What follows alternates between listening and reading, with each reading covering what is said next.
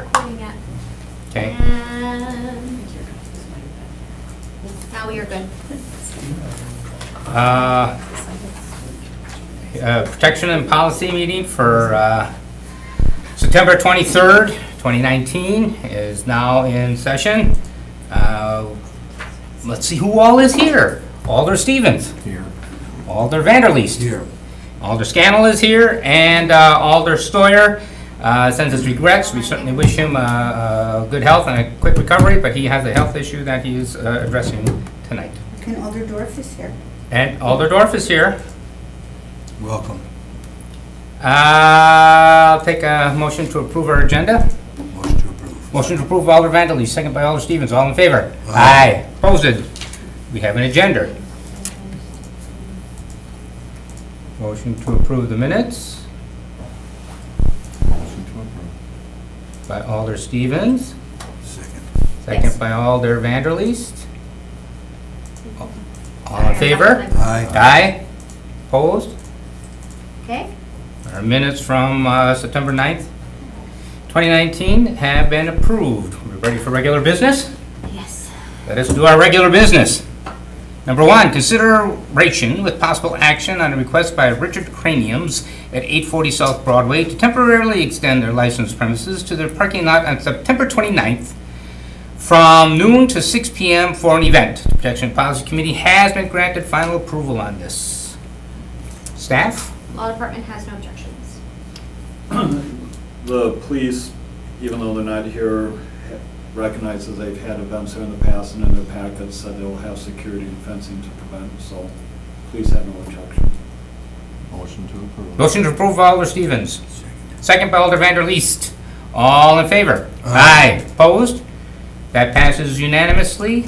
And I should say, other than this item, all other items on the agenda, this is just a recommendation by this committee to the full council. Full council has the final say next Tuesday, 6 o'clock in the room next door.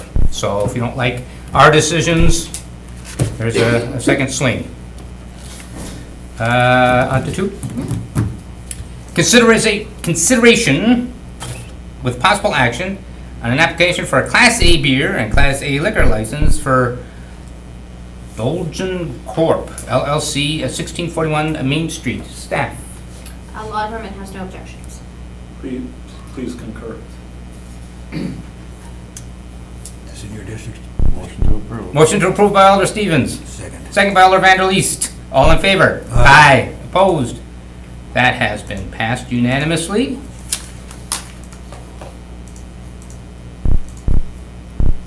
Item 3. Item 3, consideration with possible action on the following statewide general records schedules. 1, administrative and related records. 2, budget and related records. 3, facilities management and related records. 4, fiscal and accounting and related records. 5, fleet and aircraft management records. 6, human resources and related records. 7, information technology and related records. 8, payroll and related records. 9, purchasing and procurement records. 10, risk management and related records. What are you recommending we do with this?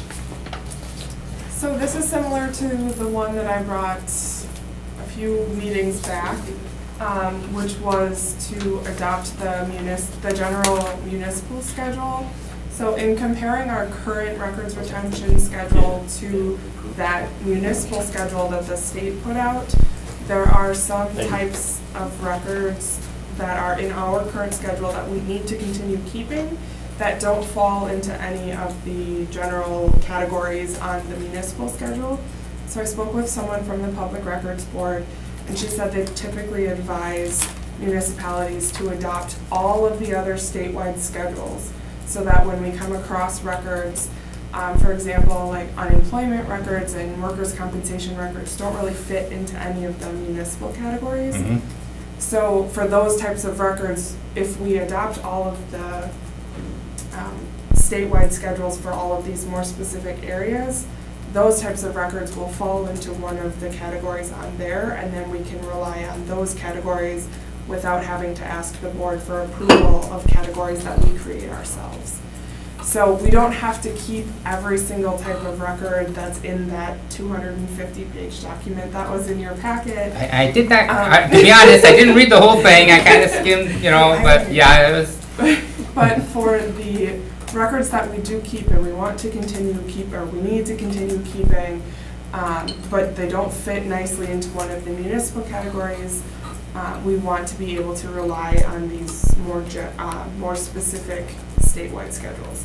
So similar to the last time around, I've prepared a notification of adoption form. The recommendation from staff would be to accept each one in their entirety, and then we would have to submit that to the Public Records Board. When we get that back, I will bring back an ordinance to you and to council for actually adopting a new records retention schedule that has the combination of the municipal records and then also these more specific categories that we need. so can we just adopt them? We don't have to adopt them individually, we can adopt them as a whole. Correct. There's a separate form for each one. So as long as that was also in the packet, the adoption form, as long as the motion, I guess, is to Adopt. use that first option on all of the forms. I believe that would be sufficient. I defer to Joanne. Yes. That'd be fine. Just have a quick question then. Yep. On most of the records, are they being all, in other words, taken care of electronically? Is that how they're doing it, or? Some, that's kind of a separate animal from what some of the records we keep electronically, some we still have like the physical records stored. If we want to convert the ones that we have in physical form to electronic records, that's another process that we have to go through with the Public Records Board to certify to them how we're going to do that so that it complies with the state statutes about electronic record keeping. But for now, this applies regardless of the medium. So this, whether it's a hard copy, whether it's a video of this meeting, whether it's an electronic copy, an email, whatever, if it falls into one of these categories will apply.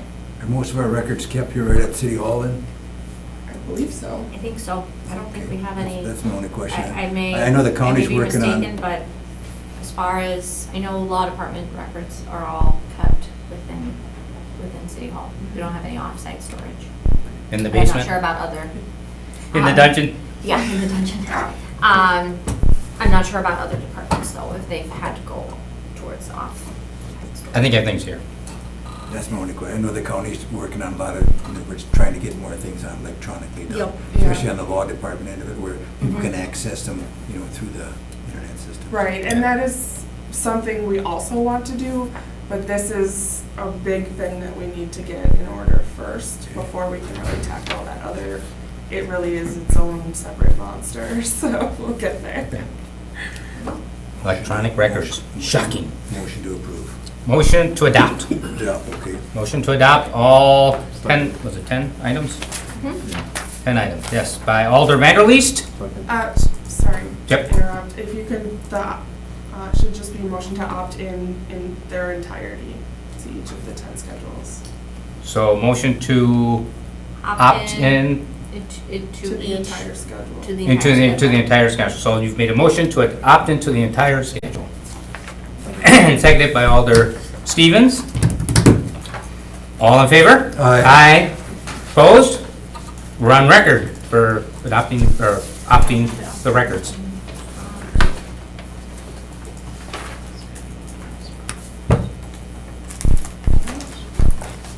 Item number 4. 4, consideration of possible action on General Ordinance 21-19 and ordinance to repeal Section 15.54 and to create Section 15.83, subsection 1, subsection A of the Green Bay Municipal Code relating to building code.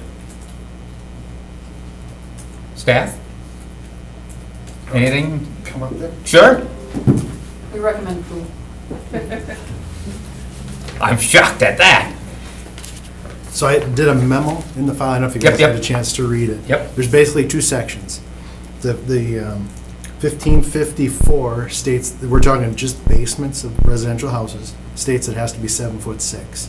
The state requires only 7 foot. So that one is really of no use and of no value right now because we don't enforce it because we can't be stricter than the state. State. So I want that one removed. The other one that's equally important though is the 1583.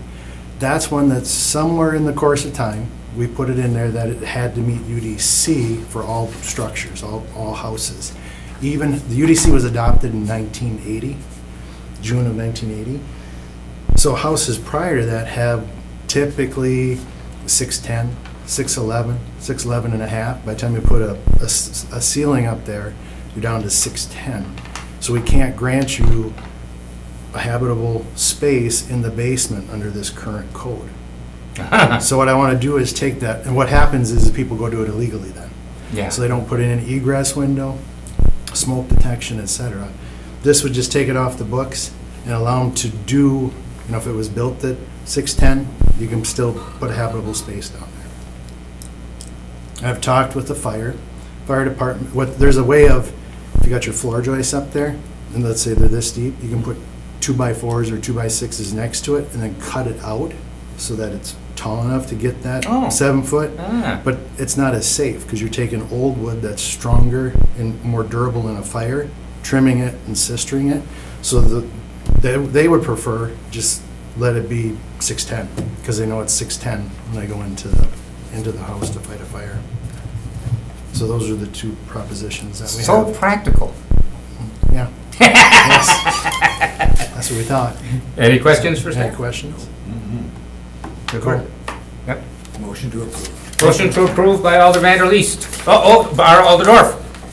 I just promised one of my constituents that I would speak in favor of this. So. Because there's some building that wants to be going on in my district. Oh. And this is great. This is a solution to something that really shouldn't have been a problem, but it was a problem, right? Yes. So thank you for putting this You're welcome. together. I appreciate it. Thank you. Yeah. Yep. Second by Alder Stevens. All in favor? Aye. Opposed? You've adopted it. All right. Item number 5. Consideration of possible action on appeal by Carlos Morales at 525 Victoria Street regarding his reinspection fees. I do not see Mr. So Morales. this item actually was resolved prior to. Oh, this is the one that was resolved? Yep. I thought we pulled so- one, winter two? Yes, so the other one was resolved, but prior Oh. to the agenda being published. So Ah. this one got resolved today. Oh, Yep. okay, So staff's recommendation is to deny the appeal. okay. Just out of curiosity, I mean, his appeal was based on we had the wrong address? It was a duplex, that's part of the. That's what I was wondering. Correct. So the order was on the left side and the issue was on the right side. So there was a confusion, that the order went to the tenant on the left and to the owner. So he called the tenant on the left, there was no issue. Mhm. So he's like, we must have fixed it. And then the re-inspections came, but there was no communication between there and here. But then I'm like, it's fixed, it's resolved, so we went there. So he's happy. Thank you. All right. Yep. Motion to receive, place on file? Yes. Right, that's the right, No, to deny, just. To deny. Right, to. Right. Yep. Okay, motion to deny by Alder Vanderleest. Second by Alder Stevens, all in favor? Aye. Opposed? It is denied.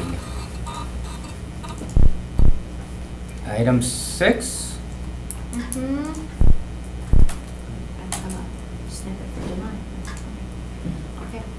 Item 6, yes. consideration with possible action on a request by Alder Brian Johnson. What timing? He's been waiting out there, waiting. For hours. To review internal policies related to recording orders made on properties to ensure documented transfer when ownership changes. Alder Johnson, welcome. So good to see you. I kid you not. I got back to work. I opened up the agenda. I was like, shoot. Good timing. And I literally just got You here. didn't get caught by the train. All right. I just walked up the stairs, too. So I submitted this communication following the dialogue that we've been having at Improvement and Services Committee and then again at Council last week, where you may recall there was a property that had orders placed on it for the storm sewer installation, but that little bit of historical knowledge, the way that we understood it at committee level was that the property was taken over by the bank. So those orders obviously never were disclosed and did not move to the bank. And then the bank didn't know about it, so the bank in turn did not communicate it. Because they're orders that we just kind of held internally, there was nothing that was attached to the deed, of course, that would follow those transactions. So when I submitted this communication, it was part of a dialogue that we had had. I know Director Vonk was in the meeting, and I just asked the question if we did anything in terms of recording those orders. He said at this time, no, that is not something that we do.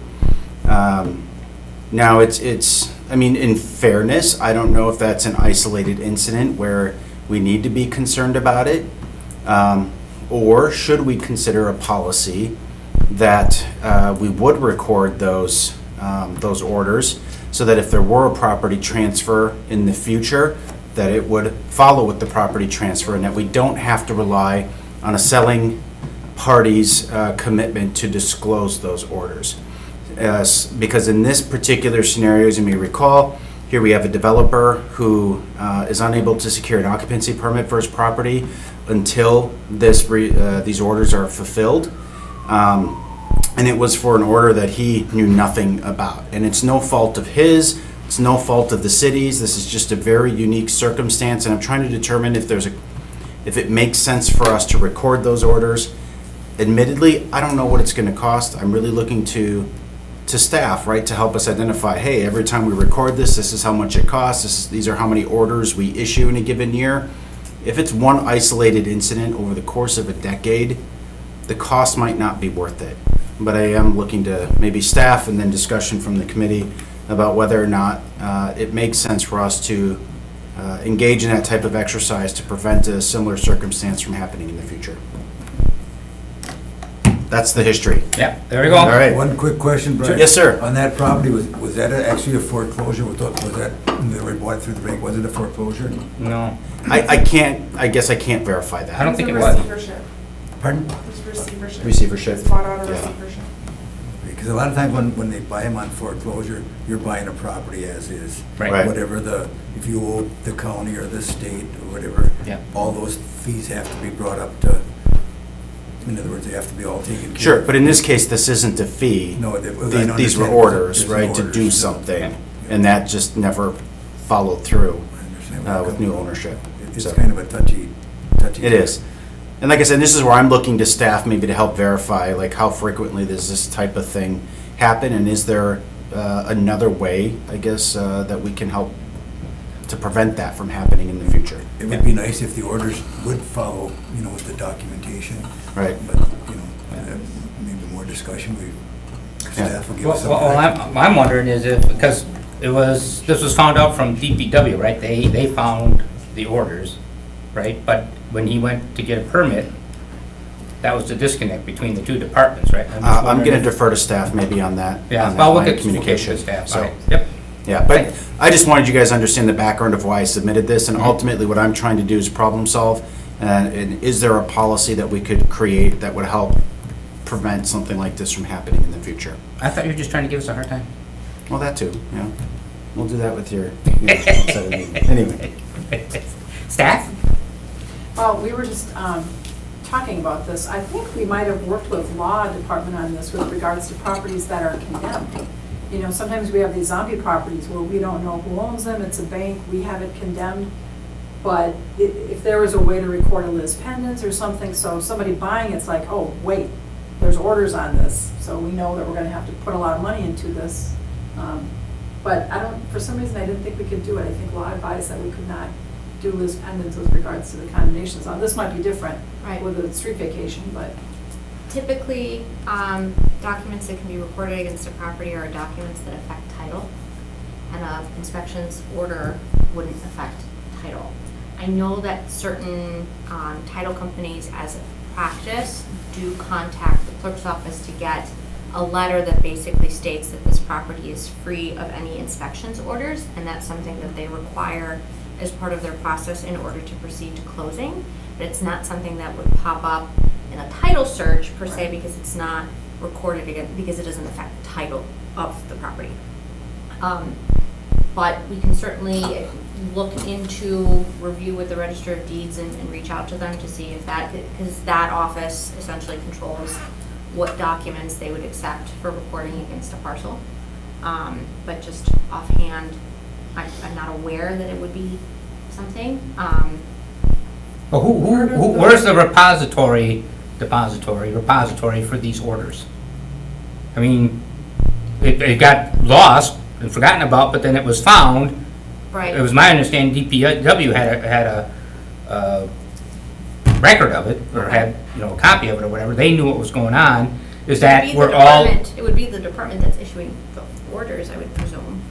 So I'm wondering if we could have a database where such documents are accessible to all departments, or at least departments that it would be relatable to, so that way if someone's coming for a permit or something, which I believe is what happened, he came for a permit, they didn't realize of the orders, but if he knows that, well, let me check if there are any orders, bang, yes, here they are.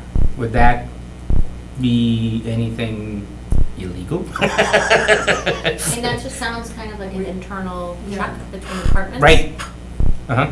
But that wouldn't have necessarily cured this particular problem, which is, he purchased the property from the bank without Well, yeah, knowing that these but orders that's a existed. private I don't know how we can get ourselves involved in a private transaction like that. I don't, Part of maybe. Part of the difficulty with the suggestion of recording anything against the title is there wasn't anything that actually had to be done or anything that anybody had failed to do until the property was developed on, because the storm sewer didn't need to be put in until anything was built on the property. Mhm.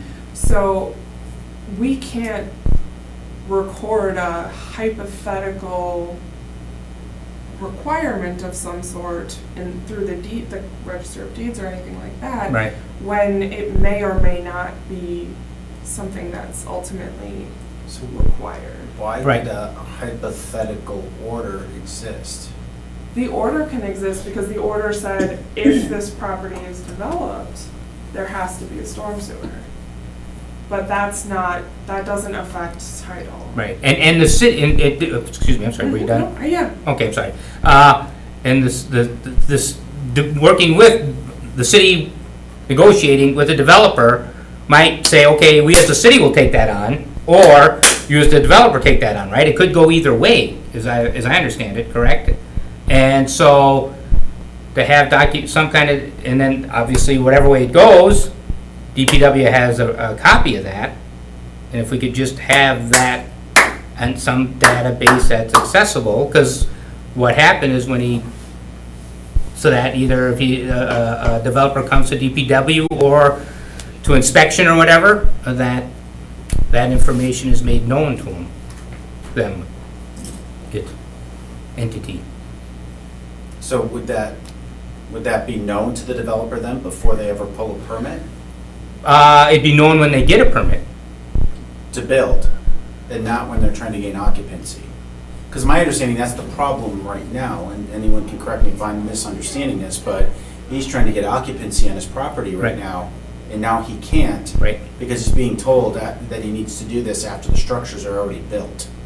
So how do we get there ahead of time? I think if we can make that part of if it's any orders, anytime anyone gets a permit, it's checked to see if there are any orders as part of that process, Right. then he would know. Because then he can at least make the decision if he wants to make that investment or not. Well, he may have already bought the property by that Prior time. to the purchase, the onus is on the Right. potential buyer to contact the city and see if Right. there are any Right. orders. Right. Or the title company or Or, whoever. Right. whoever. But it's right. somebody on the buyer's side. Right. And we can't reach out. Right. We don't know whether somebody's a potential buyer or not. There's no way for the Right. city to. I think what happens then is he has a decision whether he wants to litigate against the owner who didn't divulge the information, I mean, that's the private recourse. We can't get involved in that, I don't think. I don't know how we can ever get involved in that. So, but we can make it so that when he comes for permits, it's made known, these orders are, you know, you have all this to do. You need all these permits, and you have these orders. And that way, at least he knows before he's building. But after. Except that I don't know it's 100% private, right? Certainly, you could make the argument that the bank should have disclosed, but the bank didn't disclose because the bank didn't know. Right, bank's Well, private. It's not unreasonable to think that, you know, that whoever the bank took the property from isn't going to disclose, but where I Well, say it's not if they're lit, I mean, what the owner would have to do would sue the bank sue, you know, it'd be like dominoes, boom, boom, boom, boom, boom. Right. And if someone gets sued, maybe they'll think twice about not disclosing Well, such well, information. All I'm saying is that it's not a 100% private matter, and it's a very, you know.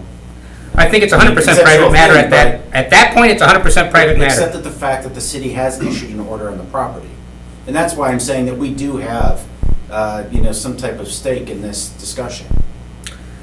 So how do we ensure, how can we do things a little bit differently to ensure that that order is communicated? I That's all don't, I'm asking. at the point of purchase, I don't see how we can. Unless the buyer reaches out. It's not something that has to be disclosed under law by a seller, I don't believe. Oh, really? But I don't know. They're under no I don't- obligation to disclose? I don't know whether like a work order like that has to be, I'm not sure. Oh, you'd think I it'd don't have to be. We don't You have would to- think, we but I'm don't not have sure. to solve this problem today. If there's, you know, an ability Right. for us We to. can Well, look right, at but I'm something. wondering what kind of direction we might be able to give some direction to staff. But I guess we'll just, We can reach out to the Register of Deeds and just kind of get their input, and then also look into internal processes to see if there's a check somewhere. At what point, I'm not sure, but at some point, so that it can all kind of come full circle. yeah. I got a quick question. And if for not our- a check, a credit card? Sure. Any form of payment. Go ahead. I got a quick question for our inspection. When somebody comes in and applies to build, let's say a duplex, and they have to pull out a building permit, they have to build out plumbing, electrical, and for example, most of your sump pumps where they do have a sanitary, not a sanitary, but a storm sewer available, is it required that they put that in right away during that, if they're building a new structure? New structure typically is. So this gentleman was actually building new structures, is that Mhm. correct? Mhm. So he kind of, in other words, was that outlined to him at the time he did the project? But except we're talking two different things. He would have connected his, if he was gonna connect his sump pump, that's one thing. This is a separate catch basin in the back side of the property that he's got to run pipe from back there to the front and tie into the front of his property. So it's not a sump pump issue per se, it's a standalone catch basin to pick up water coming down the street. Now, is he doing this project? Is it actually getting done now or not? The house is being, the duplex is being built right now, yes. One side is done per se, but the other side's not done. But he's going to comply with the order, is that correct? That I don't know. I think don't know if he- I would assume he will, because occupancy is contingent on it. Yeah. He's got to comply with Yeah. the order. So I think sometimes it, you know, when the builder's involved, you know, these things come up and, you know, I understand where they're coming from as far as, you know, if they weren't aware of it, I can understand that part. Right. But- Now, this happened years, I don't remember the date on that memo. It was quite a while ago that the original, Well, none of us, yeah. 2005 or 2006. yeah, Yeah, it was over a decade ago. yeah. Yeah, and we didn't have Eclipse, the new software that's for the city, that one database that you mentioned. Going forward, if there was a vacation with an order, we could put that in Eclipse, and then we would know it's there. This one, we didn't even know it was there because it's in the paper file that's Mhm. downstairs, and we don't go and check that. Right. Back to full circle with where the meeting started. Mhm. Getting all that stuff scanned, so it's in one database, it would greatly help the whole city, Right. all the staff in the city. Interns. No, this has got to be external, because the quality, we tried that, the Oh. quality of the scanning isn't there. Oh. You gotta- it's- I think it's Okay. about 100,000 to send it off-site and get, I mean, that's our floor, get the whole floor scanned. everything that we have. Yeah. But it's something that's got to be considered, because Yep. issues like this isn't a $100,000 issue, but it goes to the point that if this database was full and used the way it's supposed to be, this may have been caught, Now, I'll contest, it probably wouldn't be caught by us when we're permitting, because we're not looking there to see if there's an issue. It would be back again on the purchaser to have his agent call and see anything in the file. We have some real estate agents and title companies that call and do that, but I'd say that's 5%. We don't get that many requests. The good agents do, Yeah. but the other ones don't. But if we've got it all set up, that's still not on us, and we've done our job. Correct. They haven't been doing theirs, so that's a private issue among private people to duke out. I don't want to get in the middle of private issues. But I think there's some things we can do to help the process, I think. And as well, when you come back to us, if we are going to be doing some scanning, will that be part of the proposal or part of the, will you bring everything? Thought it was supposed to be in the budget coming up. Oh, it's gonna be- I think that's part of the, is it part of the whole? Oh, it's already retention? in the works. Well, I think just if you could still bring that back then, you know, an update on that, that's in the budget request or whatever it might be. Mike was trying to. Okay. Because I do think to your point, Paul, I mean, it was brought up, right, at council that this could be something that he could file a claim against the city for. Well, how many more of those are potentially out there that all of a sudden that number makes sense? From lost staff time to potential risk of claims, you know. To scan, to get Right. that stuff in there. That's what Oh, I'm it's saying, that huge. there might Yes. be a reasonable rate of return on that that makes it worthwhile for us to consider it. I think an astronomical rate of return. Yeah. When you look at that, there's multiple departments with multiple files that you could clear. Just for example, you might be able to clear one floor and not even scan it because they do our Mhm. floors, or vice versa. I don't care who scans what. Right. But there's 2 copies of the same document floating around in the city. There's no reason that this floor scans and we scan. Mhm. If we went into that common database, it's all there. And we just took the 100,000 we're spending here, we're not spending another 100 to scan this floor Mhm. because they want theirs in. It's, whereas a team, scan once and it's there. Mhm.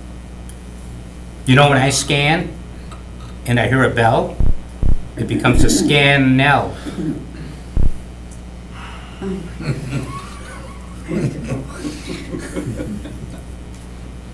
Got a nice ring to it, huh? Got it, Ah, go. you ding dong. Are we done with this item? I think so. So the recommendation would be to refer. Refer to staff. Yes, correct. Refer to staff by Alder Stevens. Second by Alder Vandal East. All in favor? Aye. Opposed? That is all your staff. Merry Christmas. Alright, item. Sometimes this job is just too much fun. Item number 7. Item number 7, consideration of possible action on a request by Alder Stoyer to revisit our city sign ordinance as it pertains to advertising signage. Oh, I should have asked him what he wanted. On city property, specifically athletic fields and venues. He is not here, and I forgot to ask him about, did he talk to staff at all, you know, or? No, but Maybe- do you want to hold it? You kind of want to hear what he has to say. Yeah, so he had emailed me with basically the same question, and I had given him kind of some surface level stuff, but I didn't have any details, so I was hoping he could provide some more details today. But I'm also happy just to Hold it. you can refer it to me now. I'm working eventually on the sign ordinance anyways. Okay, well, Either we way. could first staff, Alder Stoyer you can talk, and anything you need. Yep. Okay, I'm sure he'd be happy with that. I think he'd prefer that than holding it, because then action's Sure. actually, okay, so, Okay. to refer to staff? Could I make one comment on that? Certainly, yep, by all means. I presume that this is referring to, I think back, I know that the Military Avenue Business Improvement District one time had a challenge where they wanted to basically sell sponsorships for plantings, but they were told that they couldn't put a sign up that says, you know, this planter sponsored by so-and-so. Okay. Is that kind of tied into this request, do you know? I'm not sure. We don't- What's in the communication is essentially all of the details that I got, Okay. so.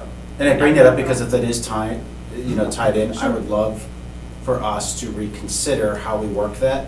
Because I can just tell you from a Broadway district perspective, like, we're responsible as a bid to maintain everything that normally cities maintain, but then we're not allowed to put any type of signage recognizing sponsors that help pay for that.